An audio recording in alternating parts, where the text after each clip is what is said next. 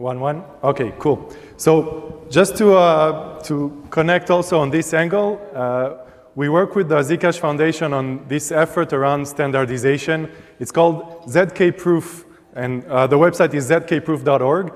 This is where all the people that are interested in zero-knowledge proof applications in the large, so including for enterprise, come to try to standardize this field. There's 30 years of work in zero knowledge in academia, and this is where we try to have benchmarks to compare between the schemes, try to have a track on implementation, have file formats defined, and applications. So with the Zcash Foundation and along with VMware, IBM, Cisco, and others, this is an effort on which we collaborate. And Daniel Ben-Arosh and Eran Tromer from QED-it and also Mutu are going to talk about this effort today. So the topic of this talk is zero-knowledge proof in the enterprise world. And it's true that if we started yesterday focusing on the most famous and the only production application of Zcash Snark in the wild called Zcash, now what we want to describe is use cases where zero-knowledge proof is used for more things. So to give specific examples, think of credit scoring without having to reveal all your financial transactions. These are use cases that are actually implemented. Another one, predictive maintenance on jet fighters.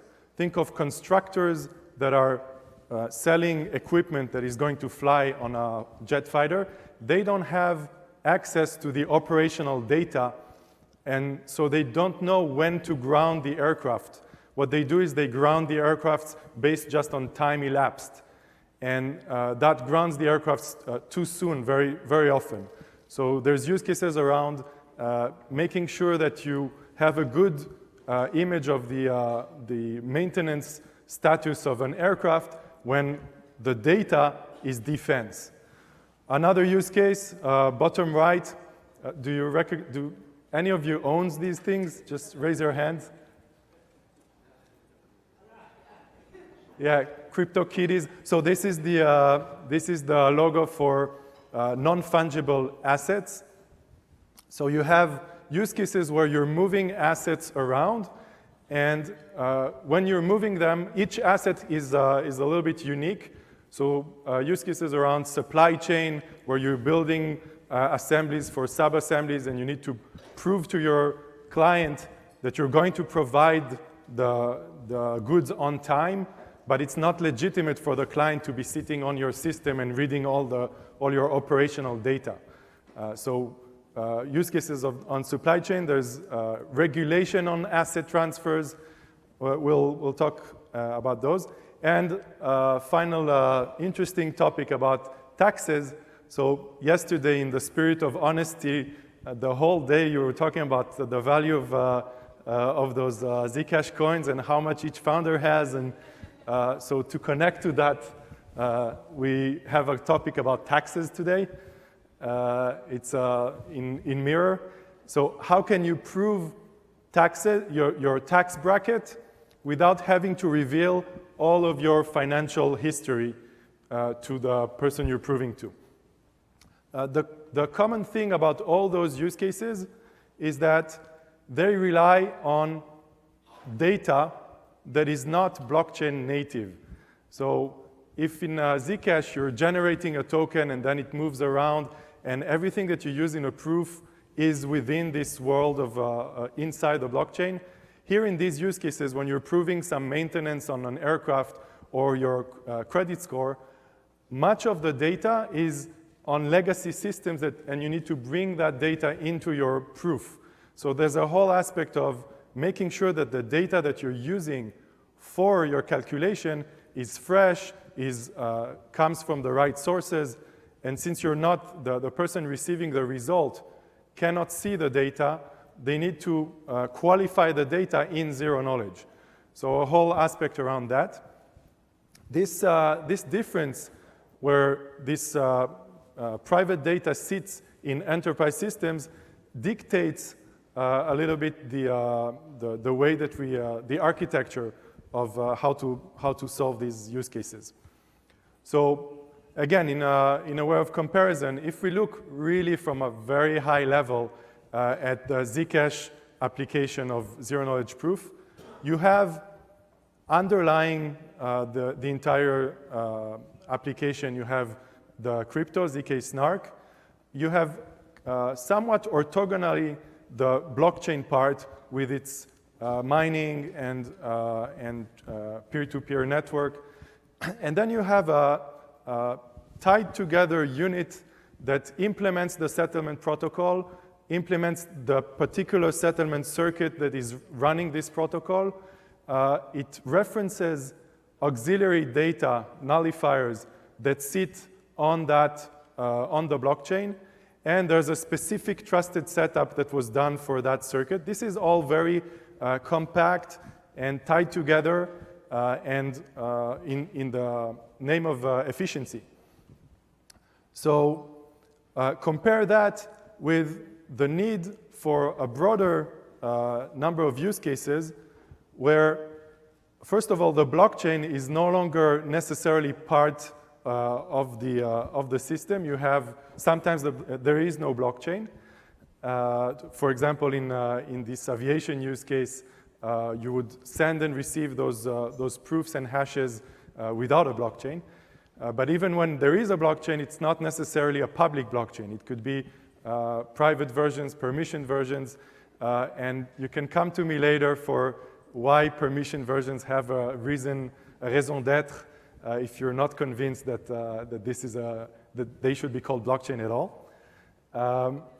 So the way that we attack those use cases that I described is that we provide, so QED-it is providing an SDK that has implementations of families of protocols. Those protocols use under the hood building blocks, zero-knowledge proof modules that are sub-circuits that have their own trusted setup, and a way to combine those with something called proof chaining.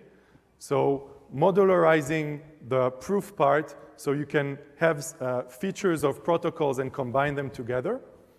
There's, these modules also reference auxiliary data like nullifiers that sit on the blockchain.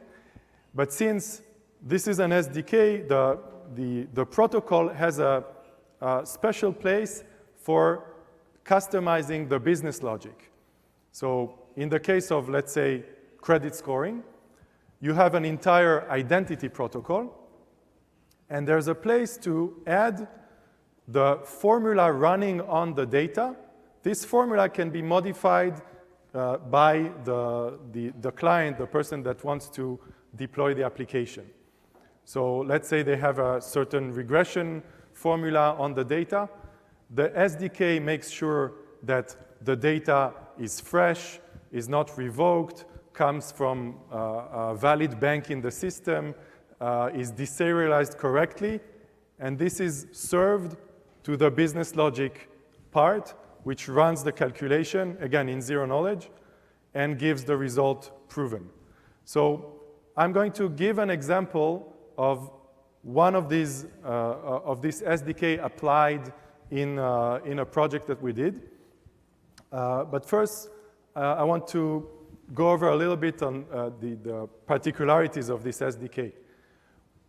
We wanted to make sure that the protocols that we put in this SDK don't have obvious security flaws. So we put in effort to not have much flexibility on parts of the protocol and leave that flexibility specifically on the business logic. And the business logic part, we want to be able to use domain-specific languages such as Socrates, and in this example, we're going to show how we use Socrates in combination with this SDK. So we armed the SDK with a business logic module written in Socrates. And it's very important for us to stay as closely as possible to the efforts that are happening in ZKProof, in the standardization efforts. What we're doing is essentially an implementation of ZKProof. Why we're doing this? We hope that in this standardization effort, there's going to be work around making sure that the security of the different modules is sound, that you can compare the different underlying algorithms, and we want to bring into this effort what we see from using these use cases in the field. So the SDK is an implementation of ZKProof, and ultimately what we're trying to do is to abstract away such construct as Zk snark and stark so that the user can prove things on their private data in a language that's as similar as possible to classic programming languages and take care of all the complexity underneath. So I want to describe our identity scheme, so the protocol for identity management. This is a self-sovereign identity. This is already implemented in the SDK. So the motivation here is a user collecting, keeping their private data for themselves, and then an auditor, someone external, asks a question about this data. They're going to get a proof of the response that they can verify. And the user creating the proof gives essentially a consent on every use of their data. So in this scheme, you have an issuer, let's say a bank, issuing a statement about that person. You could have a government, same thing, issuing a statement about that person. The statement is data in the clear that goes to the user and hash data that goes to the blockchain. So when the auditor is verifying the proof, they also see that the proof is valid at this time. Part of the proof is verifying that the data was not revoked and that the data hasn't expired. So for more details on this scheme, again, you're welcome to approach us. And also write down questions if you have, because there's no Q&A at the end. So I want to show where can you use this scheme in a real case. This slide is appropriately in French, because we're in Montreal, why not? And because this is, the use case is about a new tax that the French want to implement. The story is as follows. There's, in the insurance world, a user can put money in accounts, so deposits, in different insurers. And now when they want to take out the money, they need to pay taxes. And the new law says if the sum of all your accounts is above 150,000 euros, you're in one tax bracket. And if it's below 150, you're in another tax bracket. But the insurer doesn't know the total amount across all the accounts of the user. And we want to avoid the insurer the burden of taking this data from other insurers. Because this being in Europe, taking private data from other parties, you're now subject to GDPR. You're now responsible for that data. So if we can avoid having the data, but just learn and in a proven way, what is the tax bracket of that user, we can deduct the tax when they take out the money in the right bracket. Is the use case clear? So we're trying to prove, the user wants to prove their own tax bracket. So what you see here is the logic itself. One of our collaborators in Deloitte, her name is Alizé, sat down and wrote this logic first in JavaScript and then in Socrates. And we used the Socrates code as the business logic that augments the identity protocol in our SDK. So the flow of information is essentially the insurer sending the data to the user in the clear and sending hashes to the blockchain. And then one of those insurers sends an audit request, a tax audit request for the user to prove what is their tax bracket. So then they generate a proof, the user generates a proof, looks at the result, consents to send this away, and they send this proof to the blockchain. In this case, it's an Ethereum network that has a contract verifying the proof. So there's public verifiability of that proven tax bracket. And the insurer gets back a signal from that contract saying, yes, that user indeed proved this tax bracket. So I'm simplifying a lot of what's going on here, but we also added a way to visualize the different events that are happening on this network.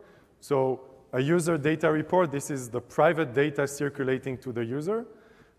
In parallel to such data coming from an insurer to the user, there is the hash, the corresponding hash, which doesn't reveal the private data.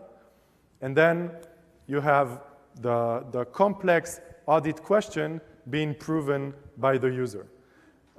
I want to emphasize there, the way that we combine the different zero-knowledge proof modules is with something we call proof chaining. And this chaining is verified in the final proof. So it's no longer a single proof, it's a series of proofs, and the time of verification grows linearly with the amount of data that you accumulate, that you crunch on. So this is in summary a use case that is now being worked on. That's one example. We have that SDK being used with these identity schemes with different other examples. And we invite you, if you have a need for these kind of applications where you're asking a question on private data, scheme in zero knowledge, this is a piece of software that did a lot to advance you towards your final application. Another protocol that we've included in this SDK, so we saw this again incoming from users on the ground, asset transfer, but where the transfer is subject to regulation. Think of, for example, a manufacturer of luxury goods. They want to have a sort of certificate, like a piece of paper that follows the physical good. They don't want all the users to be able to know who has which watch, or the resellers to learn about other resellers. The objective is not to be fully transparent, it's to follow this paper-like token that describes the warranty of this luxury good. But in this case, in the cases we were approached, the manufacturer wants to have some control on the secondary market. So a token is not allowed to move in this peer-to-peer network if it doesn't follow regulations that the manufacturer put down. So you can have tokens that represent assets, but those tokens will not be allowed to move from one wallet to another if they didn't abide by certain regulation. You can directly see this applied in financial use cases, in actual cash movement, where you would have an additional need to prove some regulation, and the proof can rely on many records, not just on the current transaction. It's like an audit question that you need to comply by at a particular point in time. So this is all this work is done by a team of very dedicated people. So first, this big thank you for the QED-it team for working this hard for creating this SDK. The three co-founders were experienced in this blockchain space. We've had several ventures before, but we were joined by Professor Shafi Goldwasser, who's our advisor, our mentor, and one of the creators of zero-knowledge proofs themselves. And with our help, we pushed forward this effort of standardization for this entire field. So this concludes the talk.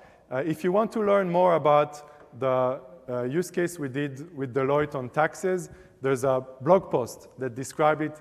Kobe Gulkan, our VP R&D, wrote in a bit more details how it works, so you can go there. And if you have any questions on how this SDK applies to your needs, feel free to contact us here in this event. Thank you very much.